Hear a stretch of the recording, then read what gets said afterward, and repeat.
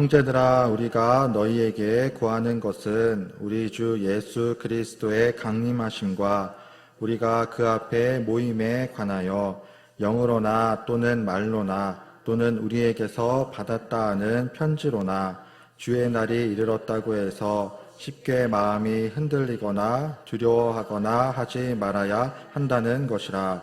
누가 어떻게 하여도 너희가 미혹되지 말라. 먼저 배교하는 일이 있고 저 불법의 사람 곧 멸망의 아들이 나타나기 전에는 그날이 이르지 아니하리니 그는 대적하는 자라. 신이라고 불리는 모든 것과 숭배함을 받는 것에 대항하여 그 위에 자기를 높이고 하나님의 성전에 앉아 자기를 하나님이라고 내세우느니라. 내가 너희와 함께 있을 때에 이 일을 너희에게 말한 것을 기억하지 못하느냐. 너희는 지금 그로 하여금 그의 때에 나타나게 하려 하여 막는 것이 있는 것을 아나니 불법의 비밀이 이미 활동하였으나 지금은 그것을 막는 자가 있어 그 중에서 옮겨질 때까지 하리라. 그때에 불법한 자가 나타나리니 주 예수께서 그 입의 기운으로 그를 죽이시고 강림하여 나타나심으로 패하시리라. 악한 자의 나타남은 사탄의 활동을 따라 모든 능력과 표적과 거짓 기적과 불의의 모든 속임으로 멸망하는 자들에게 있으리니 이는 그들이 진리의 사랑을 받지 아니하여 구원함을 받지 못함이라. 이러므로 하나님이 미혹의 역사를 그들에게 보내사 거짓 것을 믿게 하심은 진리를 믿지 않고 불의를 좋아하는 모든 자들로 하여금 심판을 받게 하려 하심이라. 주께서 사랑하시는 형제들아, 우리가 항상 너희에 관하여 마땅히 하나님께 감사할 것은 하나님이 처음부터 너희를 택하사 성령의 거룩하게 하심과 진리를 믿음으로 구원을 받게 하심이니 이를 위하여 우리의 복음으로 너희를 부르사 우리 주 예수 그리스도의 영광을 얻게 하려 하심이니라. 그러므로 형제들아, 굳건하게 서서 말로나 우리의 편지로 가르침을 받은 전통을 지키라. 우리 주 예수 그리스도와 우리를 사랑하시고 영원한 위로와 좋은 소망 은혜로 주신 하나님 우리 아버지께서 너희 마음을 위로하시고 모든 선한 일과 말에 굳건하게 하시기를 원하노라. 아멘. 최근에 날씨가 많이 쌀쌀해졌습니다. 이제 가을이 다가왔습니다. 가을하면 보통 무엇이 떠오르십니까? 추수도 떠오르고 단풍도 떠오르고 푸르고 높은 하늘도 떠오릅니다. 그런데 지난 한 주간을 보니까 비가 굉장히 많이 와서 가을 장마다라는 말이 들리기도 하였습니다. 하지만 무더운 여름이 지나고 가을이 찾아오는 모습을 보면서 모든 것에는 때가 있구나라는 것을 다시 한번 깨닫게 되었습니다. 여름이 지나고 이제 가을이 다가오는 것처럼 하나님의 때가 있습니다. 성경을 보면은 태초에 하나님이 천지를 창조하신 때가 있고 마지막 심판의 때가 있습니다. 하나님이 천지를 창조하실 때에는 모든 것을 질서 있게 조화롭고 아름답게 창조하였습니다. 그리고 마지막 심판의 때에는 하나님의 공의로운 심판이 있습니다. 그 때는 예수 그리스도께서 다시 이 땅에 오시는 재림의 때입니다. 예수님은 십자가에 달려 죽으시고 부활하사 40일 동안 함께 하시고 승천하였습니다. 그리고 하늘로 올라간 그 모습 그대로 다시 오실 것을 말씀하였습니다. 그 예수님이 다시 오시는 때가 마지막 때이고 재림의 때입니다. 그 때가 언제인지는 아무도 알 수 없으나 그 때가 다가올수록 다양한 현상과 징조가 나타날 것을 말씀하고 있습니다. 어떤 사람들은 마지막 때가 전쟁이나 극심한 전염병이나 어떤 사고나 질병, 재해가 찾아왔을 때에 마지막 때가 왔다라고 말하기도 합니다. 그런데 세계 곳곳에는 다양한 전쟁과 기근과 재해가 여전히 발생하고 있습니다. 과거에도 전쟁이 있었고 오늘날에도 나라들마다 내전이 있고 코로나도 있었고 어떤 지진이나 해일 등 다양한 재난들이 발생합니다. 즉 과거에도 있었고 오늘날에도 있었고 앞으로 미래에도 이러한 일들은 발생할 것입니다. 그래서 어려움이 찾아올 때마다 마지막 때가 되었다라고 생각하는 것은 착각이고 쉽게 단정할 수 없습니다. 오히려 성경은 마지막 때가 다가올수록 거짓 선지자들을 삼가라라고 말씀하고 있습니다. 마태복음 7장 15절에서도 거짓 선지자들을 삼가라, 양의 옷을 입고 너희에게 나아오나 속에는 노략질하는 일이라 라고 말씀합니다. 겉으로 볼 때에는 선하고 착해 보이지만 속으로는 악한 마음과 생각을 가지고 있는 거짓 선지자들이 나타날 것을 말씀하고 있습니다. 즉 마지막 때가 가까이 올수록 진짜와 가짜의 구분이 사라지고 있습니다. 거짓 복음이 등장하여서 사람들을 혼란에 빠뜨리기도 합니다. 예전에 한참 유행이었던 보이스피싱도 마찬가지입니다. 저는 보이스피싱 전화를 받은 적은 있지만 당한 적은 없었습니다. 그런데 많은 사람들이 보이스피싱을 당하다 보니까 이제 안내 문자나 광고를 통하여서 주의하라고 사람들한테 홍보를 하기도 합니다. 하도 많은 사람들이 피해를 보니까 부당한 방법으로 사람들이 돈을 잃기도 하고 여러 가지 아픔과 고통을 겪기도 하기 때문입니다. 그런데 이러한 범죄는, 남을 속이는 범죄는 언젠가는 다 실체가 드러나게 되어 있습니다. 최근에 뉴스를 통해 보도되고 있는 그 캄보디아 한국인 납치 사건도 마찬가지입니다. 이제 젊은 대학생들을 유혹하여서 해외에 나가서 많은 돈을 벌 수 있다. 해외에 나가서 아르바이트를 하자라고 해가지고 속여서 캄보디아로 데리고 옵니다. 그리고 공항에 내려서 딱 차에 타자마자 여권을 빼앗기고 신분증을 빼앗기고 휴대폰을 빼앗깁니다. 그때부터 폭행이 시작이 됩니다. 그래서 구금시설에 감금이 되어서 거기서 고문을 받으면서 일을 하는 그러한 사기와 범죄, 고통을 당하기도 합니다. 심지어 이제 가족들한테 연락을 해서 풀어줄 테니까 돈을 보내달라고 협박을 하기도 합니다.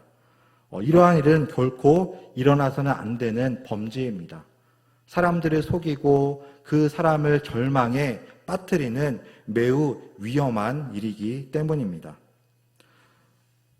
성경에 등장하는 것처럼 이단들도 마찬가지입니다. 하나님의 말씀을 전하는 것처럼 속여서 그들을 꾀이고 속이는 이단들도 결코 범죄를 저질러서는 안 됩니다.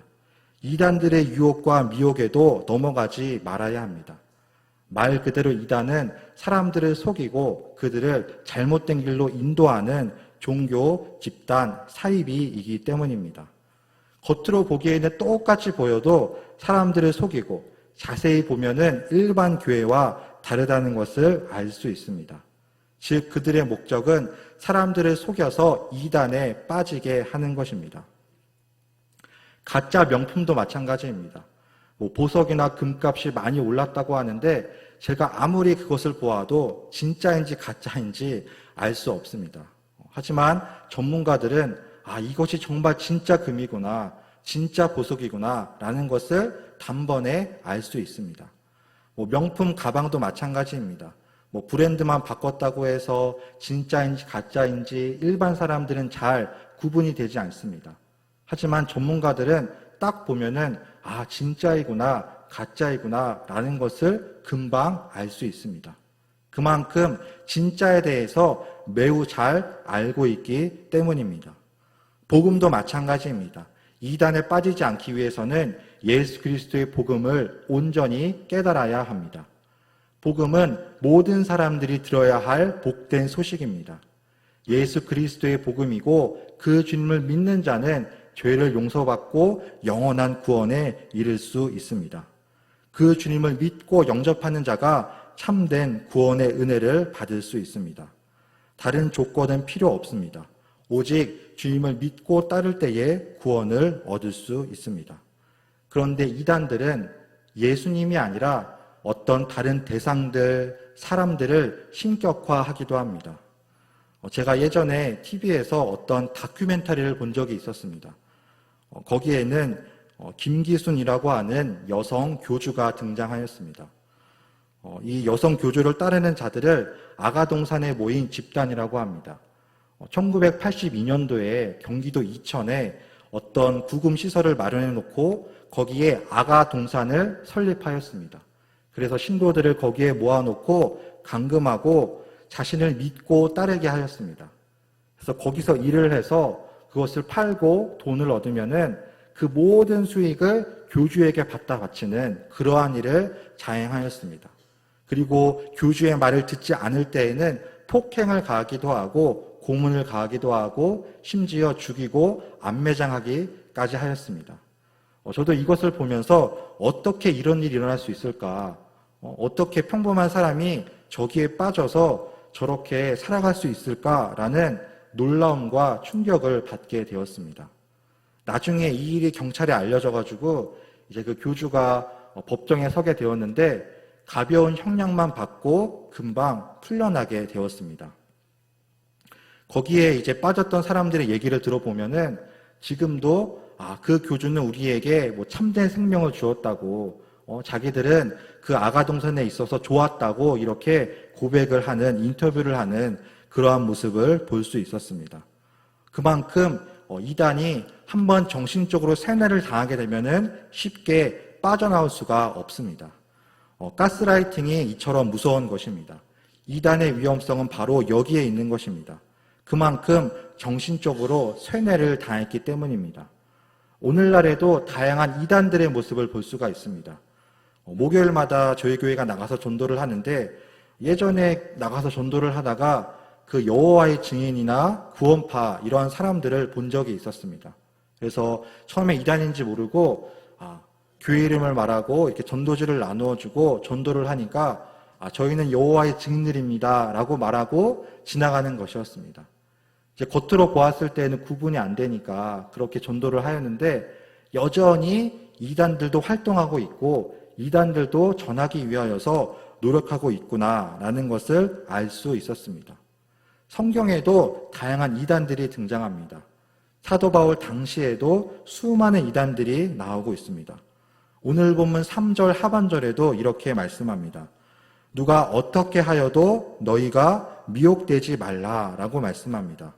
어떤 말을 하여도 즉 거짓 이단들이 복음의 뿌리를 흔들리기 위하여서 어떻게 미혹하고 빠뜨리려고 하여도 흔들리지 말라라고 말씀하고 있습니다. 2절 하반절에도 쉽게 마음이 흔들리거나 두려워하지 말라라고 말씀합니다. 만일 초대교회가 그러한 이단에 빠져서 미혹이 되면은 교회가 무너지고 흔들리고 흩어질 수밖에 없기 때문입니다. 특별히 사도 바울은 그 당시에 임박한 종말론에 대해서 주의하라라고 권면하였습니다. 즉 예수 그리스도가 다시 오실 때가 머지 않았으니까 두려움으로 자신만을 따르라라고 하는 이단에 빠지지 말 것을 권면하고 있습니다.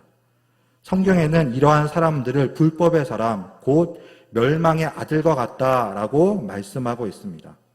오늘날에도 다양한 이단과 사이비 종교들이 등장합니다. 그들의 목적은 자신들의 욕심과 이기적인 욕망을 채우는 일에 있습니다. 먼저 그러한 이단에 빠지지 않기 위하여서 복음으로 무장되고 또한 많은 사람들이 이단에 빠지지 않기 위하여서 복음을 전하는 삶이 되시길 바랍니다. 문제는 계속해서 세뇌를 당하게 되면은 그것이 참된 진리인 것처럼 착각을 하게 됩니다. 신천지에 빠진 사람도 마찬가지입니다. 신천지에 빠진 어떤 자녀가 몰래 집에 있는 통장과 도장을 다 가지고 와서 교주에게 바치는 그러한 일들도 나타나고 있습니다. 한 사람의 인생뿐만 아니라 한 가정을 파괴하고 무너뜨리는 매우 안타까운 일입니다. 자기 자신이 하나님인 것처럼 나타내고 그렇게 교주를 따르게 하기 때문입니다. 본문 4절에도 이렇게 말씀합니다. 자기를 높이려고 하나님의 성전에 앉아 자기를 하나님이라고 내세우느니라. 즉 교주 자신을 하나님인 것처럼 신격화하는 것이 이단의 특성입니다. 이것은 공산주의 국가도 마찬가지입니다. 제가 직접 북한에 가보지는 않았지만 그 북한의 모습을 보면은 김정은과 김일성을 신격화합니다. 그래서 광장에 거대한 우상을 만들어 놓고 집집마다 이렇게 초상화를 걸어놔서 액자를 걸어놔서 충성을 강요합니다. 어떤 주체 사상도 마찬가지입니다. 복종과 충성을 강조하고 만일 따르지 않을 경우에는 끌려가서 고문을 당하고 심하면 죽임을 당하기도 합니다. 국제사회를 통해 알려진 북한의 인권 문제도 매우 심각한 수준입니다. 많은 사람들이 제대로 먹지도 못하고 굶어 죽고 있습니다. 인신매매나 장기매매와 같은 불법이 일어나고 있습니다. 권력과 독재에 눈이 멀어서 백성들의 삶을 제대로 살피지 않기 때문입니다. 역사적으로 보아도 이처럼 권력과 독재에 눈이 먼 나라는 금방 멸망하고 패망할 수밖에 없습니다. 오직 하나님이 다스리고 하나님이 통치하는 나라만이 하나님의 인도하심과 보호하심을 받을 수 있습니다. 그래서 끊임없이 나라와 민족을 위해 기도해야 합니다. 성경에 등장하는 이스라엘 백성들도 마찬가지였습니다. 이스라엘 백성들이 다른 이방들이 섬기는 우상을 섬기지 않고 하나님만을 경외하며 나아갔을 때에 온전히 쓰임받을 수 있었습니다. 중요한 것은 하나님만을 따르는 믿음이 되어야 합니다. 어떤 교주나 이단과 사이비를 따르는 것이 아니라 예수 그리스도 한 분만을 따르는 삶이 되시길 바랍니다. 요한복음 10장 11절에서도 나는 선한 목자다라고 말씀합니다. 선한 목자는 양들을 위하여 목숨을 버리는 목자입니다. 어려움과 위기가 찾아왔을 때에 나는 모릅니다 라고 도망가는 사람이 아니라 어려움과 위기가 찾아왔을 때에 양들을 위하여 희생하고 목숨을 버리는 자가 참된 목자입니다. 예수님께서는 죄인들을 구원하시기 위하여서 십자가 위에서 자신의 목숨을 버리셨습니다. 그 주님을 믿는 자가 바로 참된 생명과 구원을 얻을 수 있습니다. 그 예수님의 이름으로 행동하고 순종하는 믿음이 되어야 합니다. 오늘날 복음을 전하고 전도해야 하는 이유도 마찬가지입니다. 전하지 않으면 복음을 깨달을 수도 없고 들을 수도 없고 또한 복음을 전해야지만 잘못된 이단에 빠지지 않기 때문입니다. 복음을 전함에 있어서 고난과 어려움이 있을 수 있습니다. 그러나 고난이 있고 어려움이 있을지라도 포기하지 말고 끝까지 복음을 전하는, 전도하는 삶이 되어야 합니다. 우리나라의 초기 선교 역사를 살펴봐도 마찬가지입니다. 맨 처음에 선교사들이 들어와서 복음을 전할 때에 많은 고난과 어려움들이 있었습니다. 그럼에도 불구하고 끝까지 복음을 전했기 때문에 포기하지 않고 복음이 전파되고 뿌리내릴 수 있었습니다. 역사적으로도 이것은 증명하고 살펴볼 수 있습니다. 지난 여름에 청년들과 함께 광화에 있는 기독교 역사 박물관을 다녀왔습니다. 그 박물관을 가보니까 이제 많은 자료들이 있었고 또 안내하는 사람을 통하여서 강화도의 기독교 역사에 대해서 다시 한번 깨달아 알 수 있었습니다. 즉 역사적으로 이 강화도라고 하는 지역이 우리나라 복음화에 있어서 매우 중요한 지역이었구나라는 것을 다시 한번 알 수 있었습니다.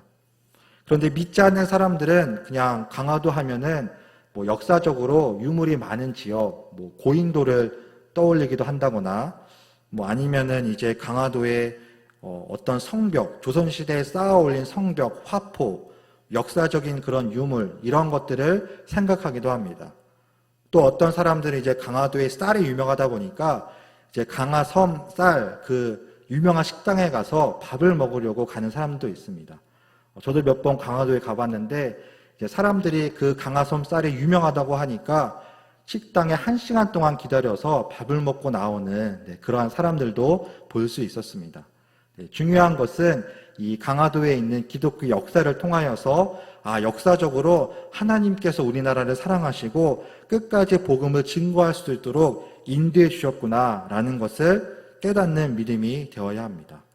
즉 그들은 어떠한 고난과 어려움이 있어도 끝까지 복음을 전하며 나아갔습니다. 그럼에도 불구하고 복음을 믿고 받아들이지 않는 자들에게는 영원한 심판이 예비되어 있습니다.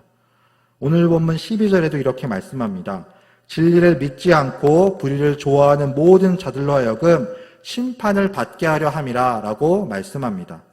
복음을 전했음에도 불구하고 믿지 않고 받아들이지 않고 교만한 자들에게는 하나님의 심판이 기다리고 있습니다.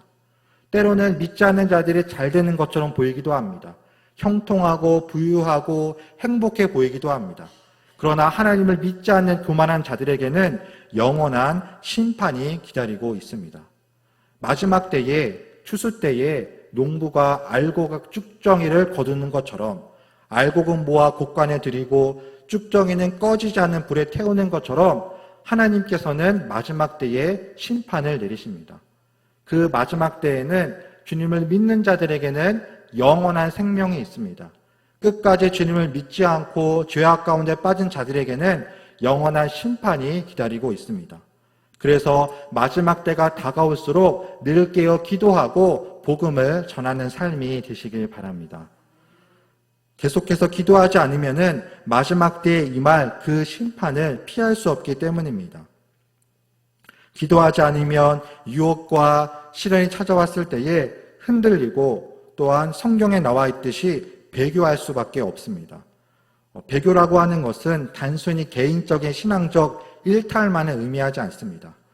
열심히 믿음으로 살다가 가끔 넘어지고 쓰러지는 그런 일탈이 아니라 배교는 아예 내가 하나님을 잘 믿다가 돌아서는 믿음을 저버리는 그러한 것이 배교입니다. 일상생활에서도 배교의 모습을 찾아볼 수 있습니다.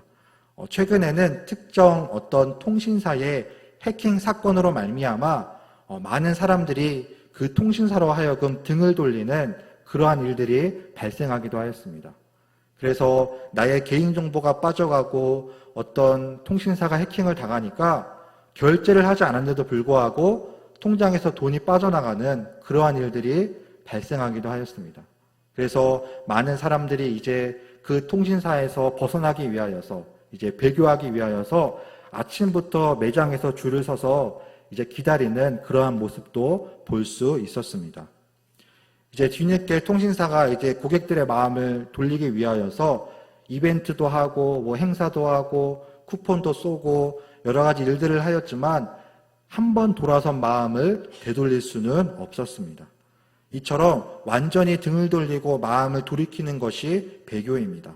그런데 성경에도 하나님을 떠나 잘못된 미신과 이단에 빠진 자들이 배교하는 일이 발생하고 있다라고 말씀하고 있습니다. 우리나라의 일제시대도 마찬가지였습니다.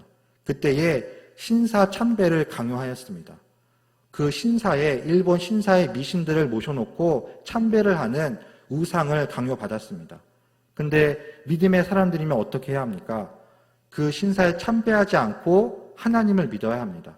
근데 기독교인임에도 불구하고 그 신사 참배를 강요당하고 후일이 두려워서 참배를 하는 안타까운 일들이 벌어지기도 하였습니다. 물론 끝까지 믿음을 지키고 배교하지 않는 믿음의 사람들도 있었습니다. 이렇게 배교하는 일이 발생하고 미혹과 유혹이 있을수록 더욱더 하나님의 말씀을 붙잡고 믿음으로 승리하는 삶이 되시길 바랍니다. 오늘 본문 15절에서도 그러므로 형제들아 굳건하게 서서 말로나 우리의 편지로 가르침을 받은 전통을 지키라 라고 말씀합니다. 하나님의 말씀 안에서 굳건하게 흔들리지 않는 믿음이 되어야 합니다. 악한 사탄 마귀는 은연중에 찾아와서 믿는 자들을 유혹하고 넘어뜨리기 때문입니다. 태초의 아담과 하와도 마찬가지였습니다.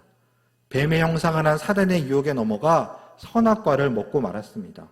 즉 연약한 상태에 있을 때에, 방심할 때에 사단이 찾아오는 것입니다. 여러분의 연약한 부분은 어떤 부분입니까? 사탄은 그 부분을 집요하게 파고들어서 넘어뜨리고 유혹합니다. 어떤 사람들은 시간이 너무나도 많고 돈도 많으니까 놀러가고 친구들을 만나기에 바쁩니다. 또 어떤 사람은 자신이 하는 일을 사랑하여서 그 일에 몰두하다 보니까 하나님을 믿고 따를 시간이 없다라고 핑계를 대기도 합니다. 하지만 우선시 되어야 할 것은 먼저 하나님을 믿고 따르는 그러한 삶이 되어야 합니다. 나에게 연약한 부분과 어려운 부분이 있다고 해서 흔들리는 믿음이 되어서는 안 됩니다. 마지막 때가 다가올수록 이단들의 유혹과 미혹이 많고 또한 핍박이 많을수록 하나님을 믿고 승리하는 믿음이 되시길 바랍니다. 그리하여서 마지막 때에 하나님을 믿는 믿음으로 말미암아 말씀을 붙잡고 굳건히 승리하는 모두가 다 되시길 주님의 이름으로 축복합니다. 기도하시겠습니다.